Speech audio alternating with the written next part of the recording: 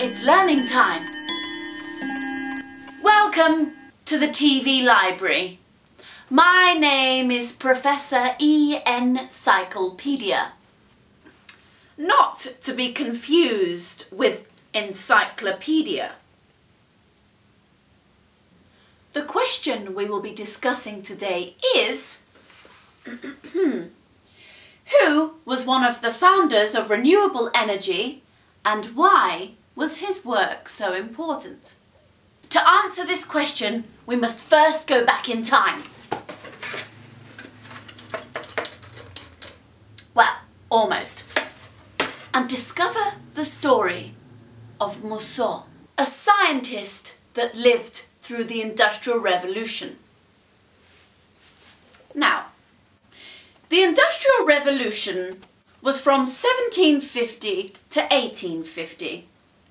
It was in this time that the machine was born, birthing the new age of industrialization. Speed became the force of every second, of every minute, of every hour, of every day. And living off the land and small family trades started to disappear.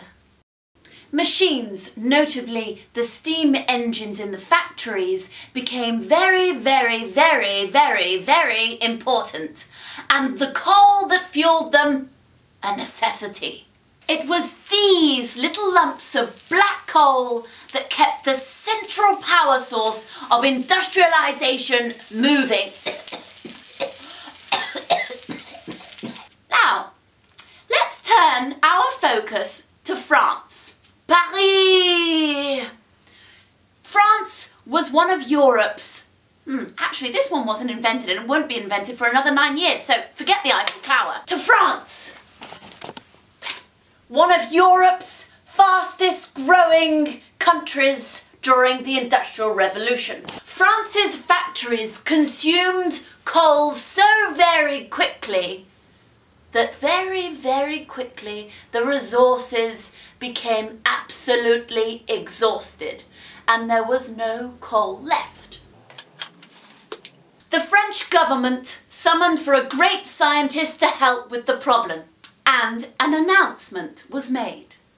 Any person who is clever enough of finding a way of feeding our hungry factories without having to ask from our rivals England for help will be rewarded with a large quantities of money. Hundreds of copies of this message were sent everywhere all over France, and one of those messages was picked up by a school teacher, Augustin Mouchot. Mouchot was a very, very clever scientist, and he loved to solve problems. After sitting at his desk and pondering for hours, he came up with a solution. So, I have this black and hollow cylinder, which we normally use to contain water. That was invented by Horace Benedictus Saussure for his radiation experiments. And maybe, just maybe, I could combine this with a hollow mirror that could be used to focus solar radiation. Then it would create steam. Ha ha ha! I've got it! But he was not completely satisfied with his invention, and he wanted to make it more useful to technology. And after much experimentation, he finally came up with the wonderful invention of solar cooking, a solar cooking device.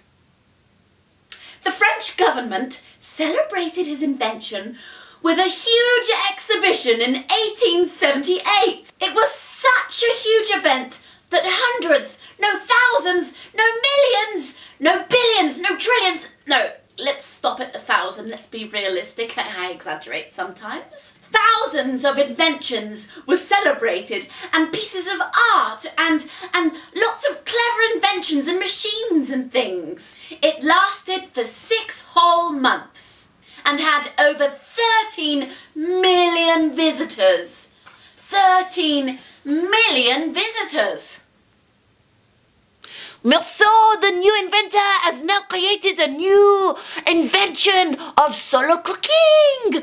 Who would believe it? Now our brave man in the north of Africa will benefit from his magnificent mind.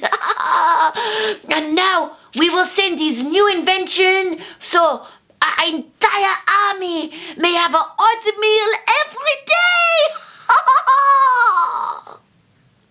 Then mouchot said proudly, "And what is more, it can cook without producing steam, which of course is very important to an army, especially when they do not want to be seen. Yes, no seen steam at all."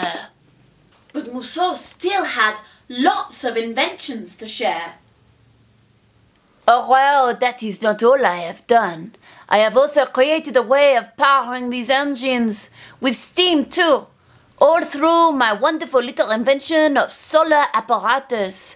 Steam, steam, steam, it is truly wonderful. Well, let's steam ahead." Then he revealed one of his many designs of steam engines.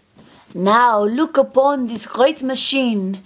This conical mirror's diameter spans some 5 meters, and what is more, the engine can be used as a printing device. Not only that, but it is able to produce ice." They were so proud of his machine that they awarded him with a gold medal. But then one day, the very important people had a problem with his invention. "Excusez-moi, monsieur mouchot. This invention of yours, it is very pretty, of course, very fancy, but there is one problem. It keeps on oxidizing the mirror part. It keeps on oxidizing, which means it needs constant cleaning, which is a frightful bore." And at that very same moment, as if things couldn't possibly get any worse, a telegram arrived. "Warning, miners have just found new deposits of coal in the eastern parts of France. And lots of it."